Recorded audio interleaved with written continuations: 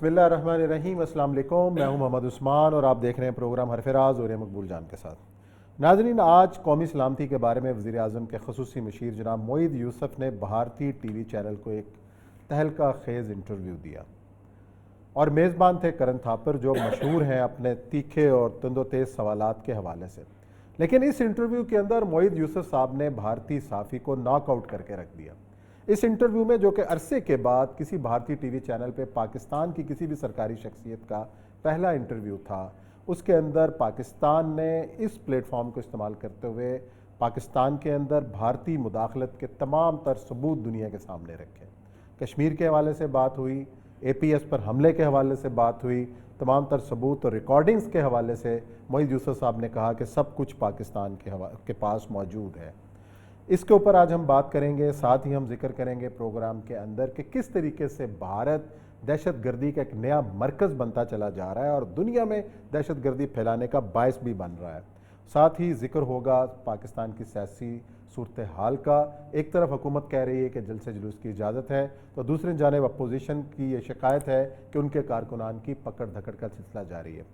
شروع کرتے ہیں معید یوسف صاحب کے انٹرویو سے اور چند جھلکیاں سن لیتے ہیں، ان کے کچھ شارٹ سن لیتے ہیں، جس کے بعد گفتگو آگے بڑھاتے ہیں۔ جی اوریا صاحب، ویسے ایک بات ہے، اگرچہ ایک تو پہلی بات ہے کرن تھاپر از نو مور پرو انڈین، اس کو انڈیا سے نکالے گیا تھا جس وقت تو اس کا مودی کا انٹرویو اس نے لیا تھا۔ کرن تھاپر کے بارے میں کہا جاتا تھا یہ سب سے متحمل مزاج اور بڑے پرسکون سے انٹرویو لینے والوں میں سے، بس ایک تو تھا ہارڈ ٹاک ٹائپ انٹرویوز ہوتے تھے۔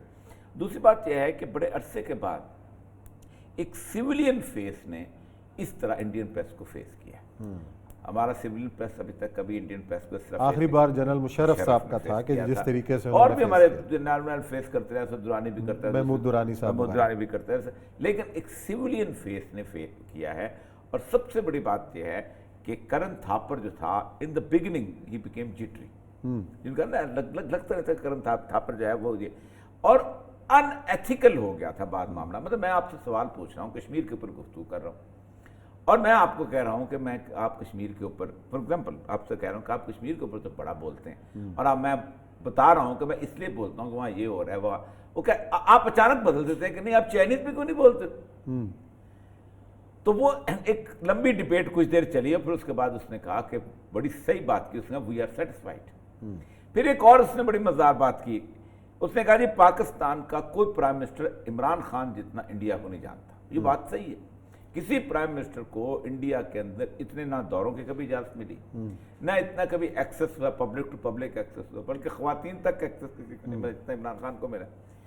تو عمران کہتا ہے کہ عمران خان نے اس کے بعد، اور وہ سب سے زیادہ انڈیا کو جانتا ہے، اور عمران خان کہتا ہے کہ جینوسائیڈ ہو رہا ہے، حالانکہ وہاں نہیں ہوا ہے۔ میں نے کہا اب یا تو آپ کہو کہ عمران خان جانتا ہے تو اس کی بات پہ یقین کرو۔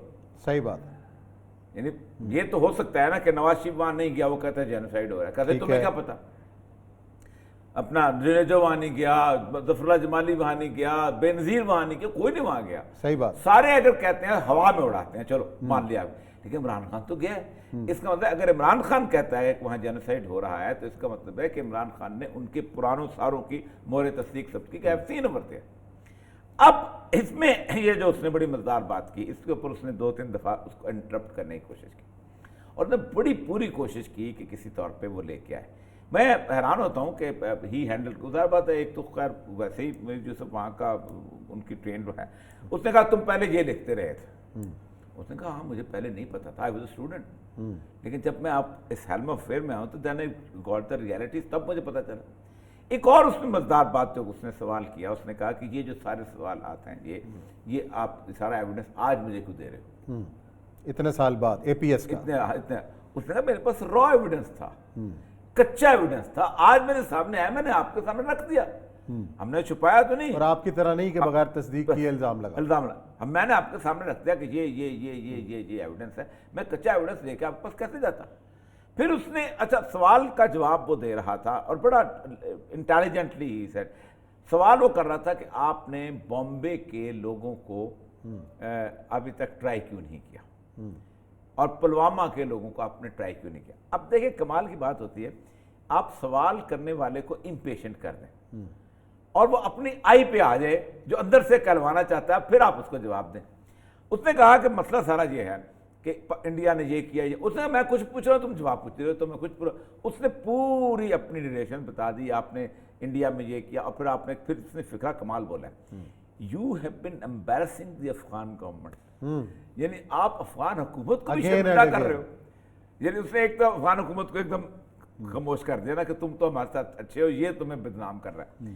دوسرا اس نے کہا یہ، اس نے کہا بھائی تم، یہ میرے بمبئی کا جواب ہے، اس نے کہا میں آتا ہوں لیکن سن تو لو کہ مسئلہ کیا ہے، اس نے کہا اچھا ٹھیک ہے تم اب اینڈ پہ، اب اس نے کوئی 7 8 10 منٹ کی نریشن سنا دی اور اٹ گون ایئر انٹرنیشنلی، پھر اس نے کہا آپ میری بات سنو، 29 وٹنسز جو ہیں انڈیا کے ہیں، تم 29 وٹنس کل پاکستان بھیج دو، آ کے گواہی دیں، ہم آپ کو سزا دے دیں گے۔ صحیح، یعنی آپ معاملہ تو یہ ہے نا، اس نے کہا پھر کیوں، اس نے کہا مسئلہ سرا یہ ہے کہ انڈیا خود یہ ٹرائل نہیں چاہتا کیونکہ انڈیا اس کا ڈپلومیٹک لیول پہ فائدہ اٹھا رہا ہے کہ یہ پلوامہ میں سزا نہیں دے رہے، یہ آج انڈیا کہہ دے ہم یہاں پر چلاتے ہیں، اور پھر وہی باتیں جو جہاں کی پاکستان کی ہمارے ہاں ہوتی ہیں، وہ چھوٹی چھوٹی، مطلب آپ نے 6 جج بدل دے، بھائی جج بدلے، کانٹینٹ پہ بات کرو، جج میں سے 15 بدل جائیں، جج دنیا میں بدلتے ہی رہتے ہیں، ایسی کون سی بات ہے، یہ کوئی اتنا بڑا ایشو تو ہے نہیں، لکھوی والے مسئلے۔ پھر اس نے ایک تارک کھوسا کی بات کیا، ہمارے ہاں مسئلہ سارا جو ہوتا ہے کہ پاکستان کے اندر، میں اکثر لوگوں سے، ہمارے جو بیوروکریٹ ہیں یہ جب ریٹائر ہو جاتے ہیں تو ان کو بڑی بڑی کھوپڑی میں بڑی عجیب عجیب باتیں آتی ہیں، میں 1000 دفعہ ان کو کہا ہے کہ یار کم از کم اسٹیٹ سیکرٹس کے حساب سے آپ تھوڑا سا محتاط رہیں، ایون سیکرٹ بتانے، میں نے پوری زندگی اپنا ذاتی ایشو، اپنی سیاست کا ایشو کبھی زندگی میں اپنے کالم میں نہیں لکھا، حالانکہ میں ڈیورنگ سروس 17 سال میں کالم لکھتا رہا، ناٹ اے سنگل چیز جو کہ میرے اس میں آئی تھی نالج کے اندر میں نے کبھی اس کو ذکر نہیں کیا، ایون آفٹر ریٹائرمنٹ میں، دیکھو وہ دنیا میں اور بڑے ایشو ہیں، دنیا میں اس پاکستان کے مسائل کے اوپر گفتگو کرنے کے لیے اتنے ایشو ہیں کہ آپ کے ایشو ختم ہی نہیں ہوتے، 4 کالم روزانہ لکھو تب بھی ختم نہیں ہوتے، 4 پروگرام روزانہ کرو تب بھی ختم نہیں ہوتے۔ میں کہوں گا جی فلانے، میں اس وقت نواز شریف جب میٹنگ کر رہا تھا تو میٹنگ کے ساتھ سموسے بھی کھا رہا تھا یا دہی لسی بناتا تھا، یہ کچھ چیزیں ہیں قوموں کو، تو خاص خدا صاحب نے بھی ایک اس طرح کی ایک، اچھا کشمیر کے حوالے سے جو بات ہوئی ہے، جو سوال ہے وہ ذرا سنوائے جی، کشمیر کے حوالے سے کیا سوال ہوا اور کیا جواب دیا معید یوسف صاحب نے، اس کے بعد پھر گفتگو بڑھاتے ہیں۔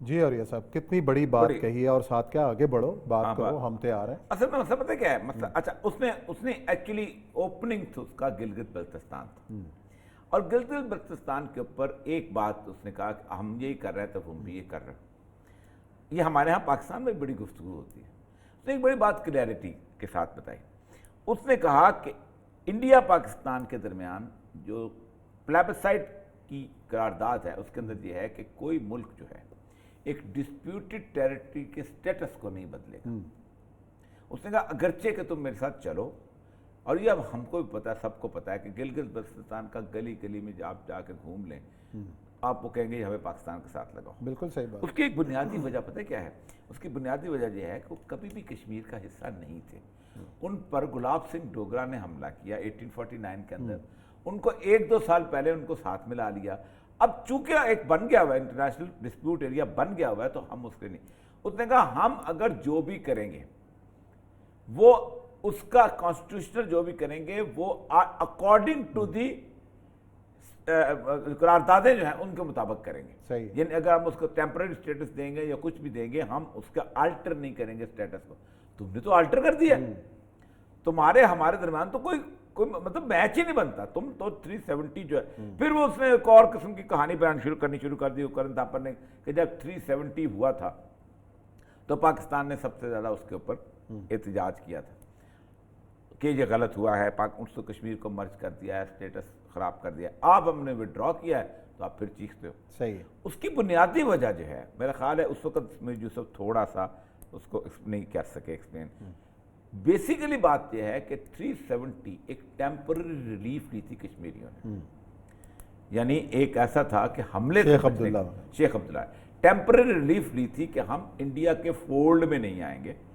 اور اس کے ساتھ انہوں نے ایکسپیرینس کیا تھا، لیکن مسئلہ سمجھا یا تو آپ نے 370 ختم کر کے ریاست بحال کر دی ہوتی، پھر تو آپ تو بات ٹھیک تھی، آپ گلاب سنگھ ڈوگرا کے اولاد کو حکومت دے دیتے، کم کر ریاست بحال کر دی ہوتی، آپ تو اس کو انڈیا میں ضم کر رہے ہیں، تو پاکستان کا احتجاج اس جینون کہ یا تو 370 ٹیمپرری ریلیف کے طور پہ رکھتے کہ ایک انڈیا کے سے علیحدہ سٹیٹس ہے جس میں انڈین مکان نہیں خرید سکتا, جس میں انڈین نیشنلٹی نہیں لے سکتا, جس میں انڈین اس کا حصہ نہیں ہو سکتا, کمپلیٹلی ڈفرینٹ انڈیپینڈنٹ اسٹیٹ ہے, صرف یہ ہے کہ اس کی کرنسی اور اس کی دفاع اور اس کی فارن پالیسی اس کے ساتھ ہوگی. لیکن 370 میں تو آپ نے اس کو پارٹ آف دا یونین کر دیا نا. یہ پارٹ آف یونین ہے. دیکھتے کہ ایک بات یاد رکھیں, پاکستان کے بارے میں اور انڈیا کے بارے میں ایک بہت ہی جسے کہتے ہیں کنفیوژن پھیلائی جاتی ہے, اور کنفیوژن یہ پھیلائی جاتی ہے کہ پاکستان انڈیا میں سے نکل کے علیحدہ ملک بنا. صحیح ہے. ایسا نہیں ہے. بنیادی طور پر جب انگریز آیا تھا تو 562 چھوٹی چھوٹی ریاستیں تھیں پورے بڑے صحیح پاک میں. انڈیا کبھی ایک ملک نہیں رہا, کبھی. 562 ریاستیں کبھی پوری تاریخ میں, ایون مسلمانوں میں بھی اورنگزیب عالمگیر بھی نیچے تک گیا تھا, کچھ ریاستیں علیحدہ لینا چاہتے تھے, اس کے باوجود بھی ریاستیں علیحدہ تھیں. اورنگزیب کے زمانے میں بھی لکھنؤ کی ریاست موجود تھی, اورنگزیب کے زمانے میں پٹوڈی کی ریاست موجود تھی, اس کے زمانے میں کلات کی ریاست موجود تھی, اس کے زمانے میں سوات کی ریاست موجود تھی. یہ ساری انڈیپینڈنٹ ریاستیں تھیں, ایک امبریلا سی صورتحال رہتی تھی اور کچھ نہیں ہوتا. 1947 کے اندر انڈیا کے اندر 2 ملک علیحدہ علیحدہ بنے تھے, ایک انڈیا بنا تھا اور ایک پاکستان بنا تھا, اور کچھ پرنسلی اسٹیٹس بنی تھی. اب یہ ہے اسٹیٹس بنیادی طور پہ. تو یہ اس کو اصل میں بیسیکلی کچھ اس وقت فورس چل رہا تھا انٹرویو کا, اور کچھ کرن تھا پر اس وقت بڑا جٹری ہوا تھا. مطلب مجھے پہلے دفعہ ایسا لگا ہے کہ یعنی سیکولر ہوں, لبرل ہوں, جو کچھ جہاں اسلام اور پاکستان کی بات آتی ہے وہ سیکولرزم سے سب ختم ہو جاتا ہے. اچھا چلیں, یہ جو آج جو انٹرویو ہوا عرصے کے بعد ایک سویلین فیس نے فیس بھی کیا انڈین پریس کو, اور ظاہر ہے پوری دنیا میں یہ سنا گیا, اور خود انڈیا کے اندر پاکستان کا جو بیانیہ اس حوالے سے بھی سنا گیا. تو بھارت کے اندر جو رائے عامہ ایک بنائی گئی پاکستان کے حوالے سے, اس کو کس طریقے سے یہ ہٹ کرے گا؟ دیکھیں انڈیا کے اب میں آتا ہوں کہ انڈیا اس کو فیس کیا کر رہا ہے, بہت امپورٹنٹ چیز ہے. یہ بریک کے بعد کر لیتے ہیں, چلو ٹھیک ہے. کہ انڈیا اس وقت دنیا میں سب سے بیڈ پریس انڈیا فیس کر رہا ہے, دنیا کا سب سے بیڈ پریس, اور خود بھارت کے پریس کے اندر اس قسم کا انٹرویو آنر ہونا. یہ تو خیر اس کو تو بیچارے کو بھارت دیش نکالا دے دیں, ارد رائی کے باہر بیٹھ کے کر رہا ہے انٹرویو. اچھا ہاں, یہ تو بیچارہ نریندر مودی, آپ کو پتا ہے نریندر مودی اٹھ کے چلا گیا تھا اس کے شو میں سے, اور اس نے فکرہ پتا ہے کہ بولا تھا نریندر مودی نے, کرن بھائی ہماری دوستی بنی رہے تو اچھا ہے. اچھا, سیدھی دھمکی. چلیں جی ناظرین, لیتے ہیں بریک, اور بریک کے بعد آئیں گے اور ذکر کریں گے کہ بھارت کو کس قسم کے پریس کا سامنا ہے, اور خود بھارت دنیا کے لیے کتنا بڑا خطرہ بننے جا رہا ہے. اس پہ بات کریں گے بریک کے بعد.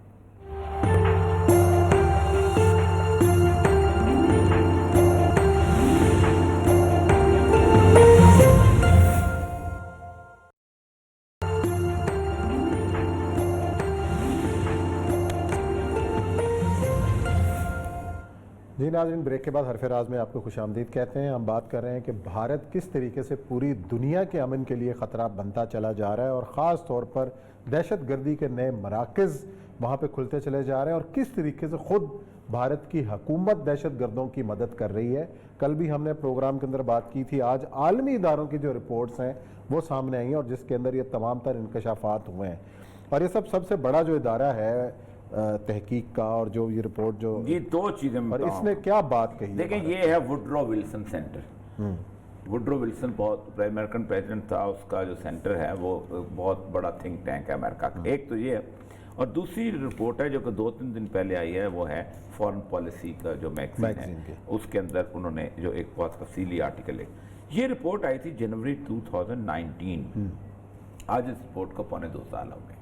صحیح. اور یہ رپورٹ جو تھی القاعدہ ان دا انڈین سب کانٹیننٹ, اس کی جو کی فائنڈنگز تھیں وہ بڑی کمال کی تھیں. ایک تو بہت ساری اور ساری چیزوں کو چھوڑ کے, the principal source of al Qaeda Indian subcontinent has been its ability to rewrite the global jihadist narrative from a regional perspective. وہ کہتے ہیں کہ یہ اس کی ایبلٹی مکمل طور پہ بن چکی ہوئی ہے کہ پورے ریجن کے اندر جو عالمی جہاد کا تصور ہے اس کو ری رائٹ کر سکے. اچھا, یعنی a narrative with local roots but global aspirations.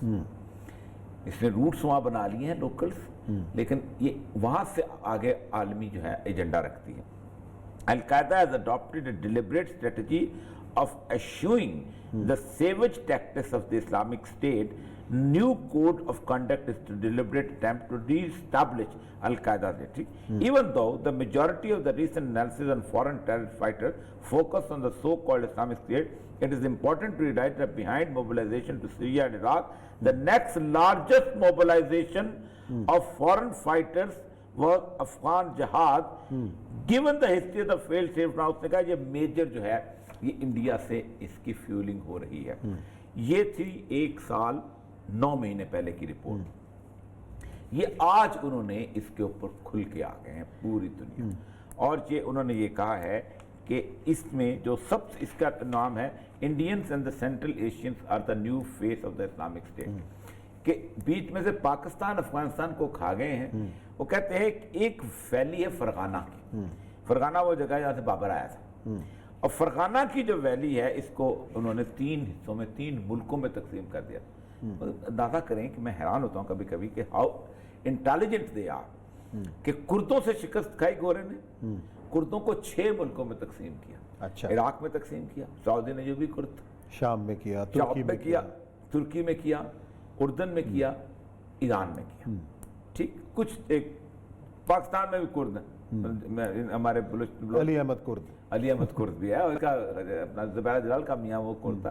काफ़ी कुर्द है हमारा, मेरा तो पड़ोसी कुर्द होता, जिस जगह मैं वहाँ रहता उसका नाम ही कुर्द स्ट्रीट था, वो भी हैं कुर्द, अगरचे को अपने आप को बलोच कहते। फरगाना जो है, Fergana valley A reason spanning Uzbekistan, Tajikistan and Kyrgyzstan, इसको 3 मुल्कों में तकसीम कर दिया कि कहीं दोबारा से एक बाबर की जो है ऑफशूट जो है शेबानी के कबीले से वो निकाल के वो ना आ जाए।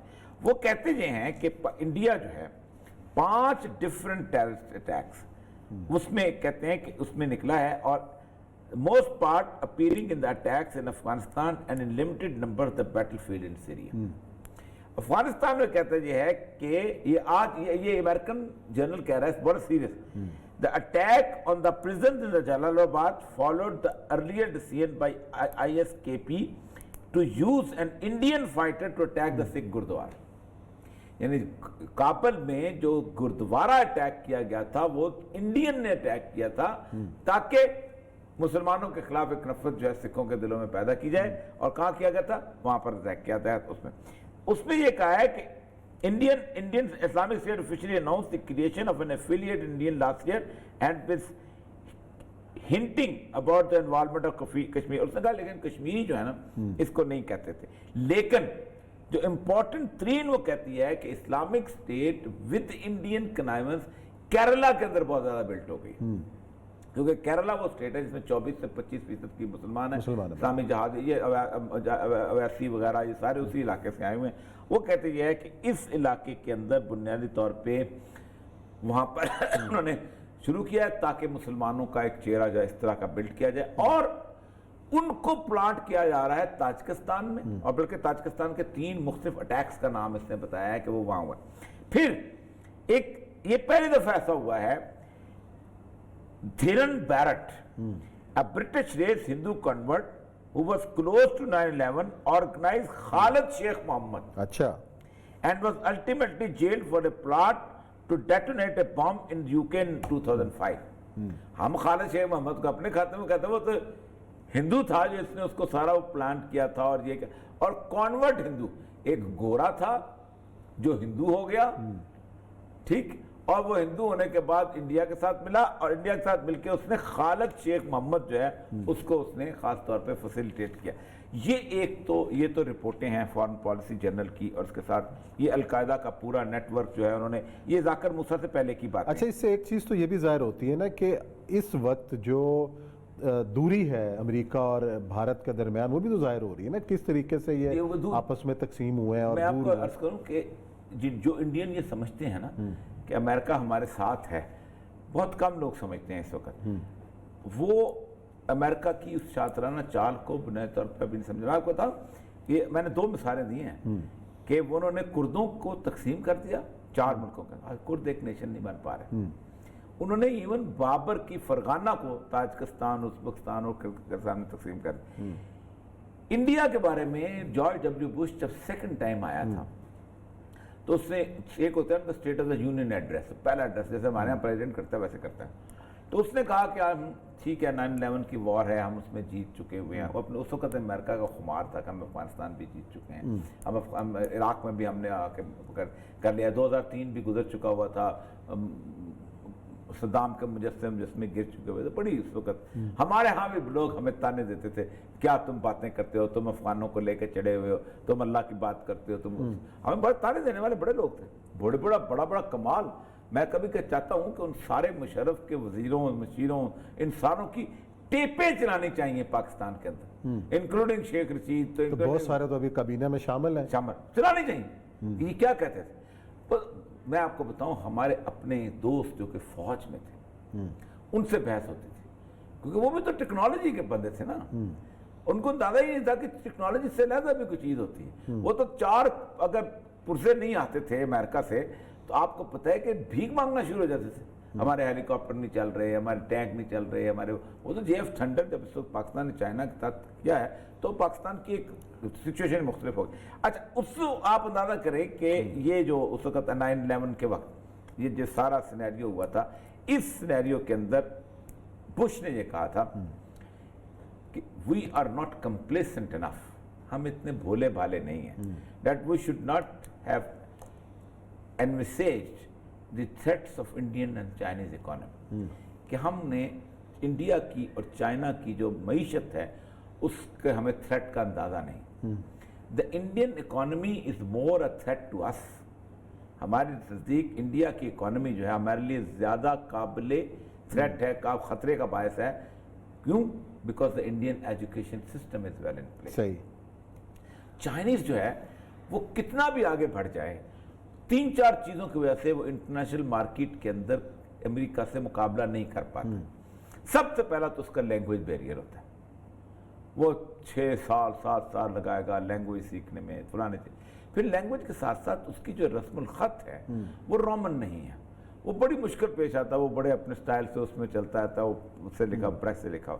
تیسری چیز یہ ہے کہ ہی از الوف، کمپلیٹلی الوف. اگرچہ کہ وہ سارا کمال بنا رہا ہے دنیا کا، ہر چیز کرنے کو تیار ہے، لیکن اس کے باوجود بھی وہ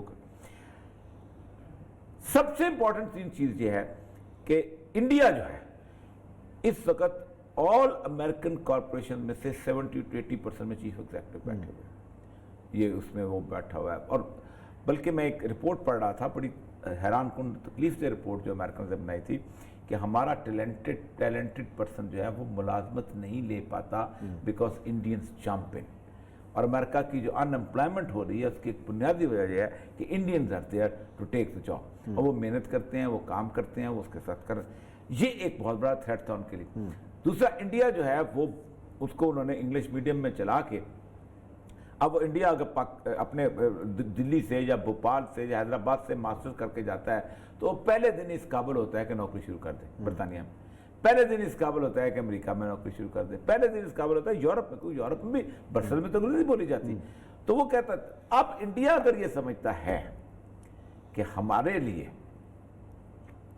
امریکہ جو ایک بہت سافٹ کارنر ہوگا تو بہت بڑی پھول ہے. انڈیا کو انہوں نے کھڑا تو کر دیا ہے آسٹریلیا کے ساتھ اور جاپان کے ساتھ کھڑا کر کے.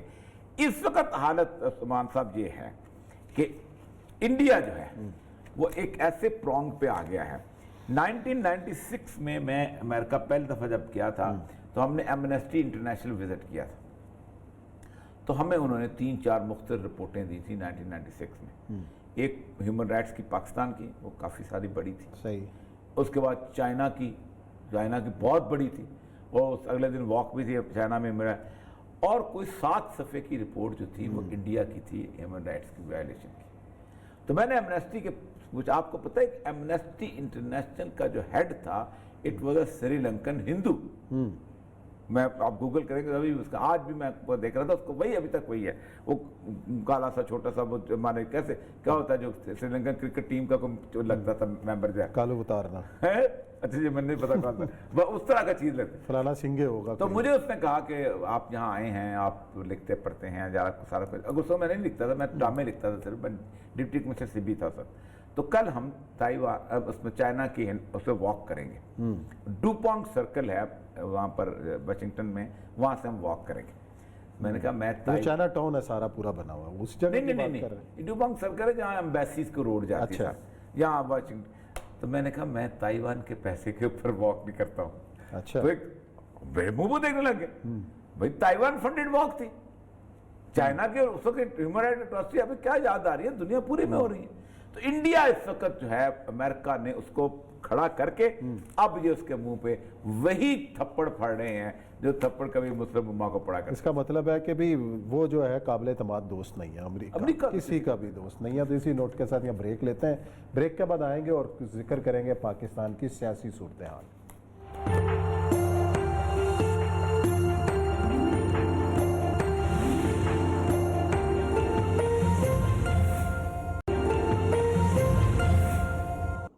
خان صاحب کو صرف ایک کام کرنا چاہیے کہ اپنی منجی تھلے وہ ڈانگ پھیرے کہ بھائی کیا ہو رہا ہے. نائل قسم کے لوگ اکٹھے ہوئے ہیں جن کو پتہ ہی کوئی نہیں ہے، نہ ہی اس طرح نہیں دیتا ان کو، اور ان کو پتہ ہی نہیں ریالٹیز کیا ہیں آن گراؤنڈ.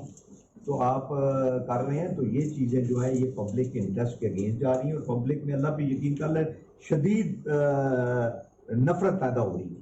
تو اس نفرت کو کم کرنے کے لیے ہم تو ووٹ ہم تو خان صاحب آپ کے ساتھ گئے تھے تبدیلی کا سن کر. میں خود چاہتا ہوں کہ ملک کے اندر تبدیلی آئے، اچھی اور مثبت تبدیلی آئے، لوگوں کے مسائل حل ہوں، روزگار ملے، بے روزگاری کا خاتمہ ہو، مہنگائی پہ کنٹرول ہو. ہم اس لیے تو نہیں آئے کہ جی کرپشن نیچے سے اوپر تک 40 گنا بڑھ جائے، مہنگائی جو ہے 100 گنا بڑھ جائے، اس لیے تو ہم نہیں آئے. ہم آئے ہیں، آپ کا ساتھ دیا، آپ کو ہم نے بتایا ہے کہ جناب ہم چاہتے ہیں خان صاحب آپ ملک کی بہتری کریں. جی، اور یہ صاحب یہ اٹک سے ایم این اے ہیں پاکستان تحریک انصاف کے میجر طاہر صادق صاحب، پہلے مشرف صاحب کے بھی ساتھ تھے، کاف لیگ کے ساتھ تھے، چودھری پرویز لائی کے قریبی عزیز بھی ہیں. لیکن جو بات انہوں نے کی کہ ہم اس لیے تو آپ کے ساتھ نہیں آئے تھے کہ 100% مہنگائی ہو جائے، 40% کرپشن بڑھ جائے تو تبدیلی کہاں ہے، اور نااہل لوگ اکٹھے کیے. صاحب اس دن کہہ رہے تھے کہ ہمیں تانے دیتے ہیں کہ یہ بھی آپ کا بندہ ہے، وہ فیصل آباد والا کیا نام تھا وزیر جو ہے وہ بھی آپ کا بندہ ہے. بندے تھے لیکن اب تو کافی پی ٹی آئی کے ہو گئے. عثمان صاحب مسئلہ یہ ہے کہ یہ پالیٹیشین بڑے تیز لوگ ہوتے ہیں. ہوا کا رخ دیکھ لیتے ہیں، اس کا مطلب ہے ہوا چلنا شروع ہو گئی ہے. ہوا چلنا، لیکن ایک بات بڑی عین جسے کہتے ہیں واضح ہو جانے چاہیے، جو پبلک کو لوگ ہم بتا رہے ہیں، یہ لوگ بھی بتا رہے ہیں کہ ہم آئیں گے تو جنوری میں حکومت چلے جائے گی اور یہ ہو جائے گی. ایوب خان نے ایک بی ڈی ممبر ہوتے تھے، آپ کو یاد ہوگا، جی، جس وقت ایوب خان کے خلاف موومنٹ چلی تھی تو انہوں نے اپنے بورڈ اتار کے اپنے گھروں کے اندر بند کر دیے تھے کہ ایوب خان جو ہے، ایوب کتا ہے یہ وہ سارا کچھ چھاچی فلانا یہ اس طرح کی موومنٹ چل رہی تھی. اس سب کے باوجود بھی اتنی لمبی موومنٹ چلی تھی. 1965 سے موومنٹ چلتی چلتی فوج تاشکند سے بھٹو جب واپس آیا ہے تو تاشکند میں بھٹو نے کہا کہ تاشکند نے پاکستان کو بیچ دیا، اور بھٹو نے پھر اس کے بعد موومنٹ چلانا شروع کی. ہر جلسے میں اس نے کہنا شروع کیا کہ تاشکند جو ہے اس کا راز کھولوں گا، یہ کروں گا. پھر پاکستان ڈیموکریٹک موومنٹ بنی. پاکستان ڈیموکریٹک موومنٹ میں شیخ مجیب جیسا بندہ شامل ہوا، خواجہ ناظم الدین جیسے بندے، مادر ملت اس کے اندر موجود، سارا کو. اس کے باوجود بھی ایوب خان کو تخت سے اتارنے کے لیے یحییٰ خان کے پپس چاہیے تھے. یہ ہے ریالٹی. ایسے ہی ہو گیا تھا. ذوالفقار علی بھٹو کے خلاف سب سے پاورفل موومنٹ چلی تھی، اور اس موومنٹ کے اندر Aitzaz Ahsan was the first casualty جو اس وقت ہوئی تھی. اس نے کہا تھا کہ میں نہیں سمجھتا تھا کہ ذوالفقار علی بھٹو جو ہے اس طرح کا ڈکٹیٹر ثابت ہوگا. جلسوں میں ہمارے ساتھ چلتا. آپ اندازہ کریں کہ اس موومنٹ کے اندر حنیف رامے سے لے کے غلام مصطفیٰ کھر تک جو بڑے بڑے نام ہیں، جو قائد عوام تو شہید ملت پتہ نہیں کیا کہتے ہیں، یہ سارے کے سارے بھٹو کے اگینسٹ ہو چکے ہوئے تھے. بھٹو کے الیکشنز جو لوگ جیتے تھے وہ تسلیم نہیں کرتے تھے کہ ہم الیکشن جیتے ہیں.